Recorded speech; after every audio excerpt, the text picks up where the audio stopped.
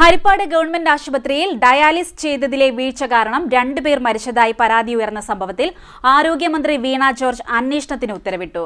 ഹരിപ്പാട് വെട്ടുവേനി ചക്കനാട്ട് രാമചന്ദ്രൻ, കായംകുളം പുളിമുക്ക് പുതുക്കാട്ട് തറയിൽ മജീദ് എന്നിവരാണ് മരിച്ചത്. ഹരിപ്പാട് ഗവൺമെന്റ് ആശുപത്രിയിൽ ഡയാലിസിസ് നടത്തിയതിലെ വീഴ്ച കാരണം 2 പേർ മരിച്ചതായി പരാതി ഉയർന്ന സംഭവത്തിൽ ആരോഗ്യമന്ത്രി വീണ ജോർജ് അന്വേഷണത്തിന് ഉത്തരവിട്ടു.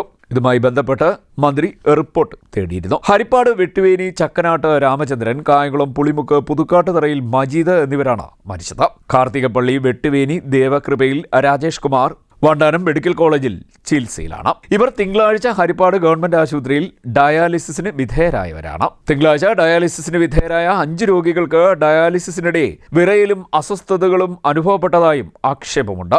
അതേസമയം ആക്ഷേപമുയർന്ന സാഹചര്യത്തിൽ ഡയാലിസിസ് യൂണിറ്റ് 15 ദിവസത്തേക്ക് അടച്ചിട്ടു. ഇവിടെ ഡയാലിസിസ് നടത്തിവന്ന 58 പേരെ മറ്റ് സർക്കാർ ആശുപത്രികളിലേക്ക് മാറ്റുകയും ചെയ്തു.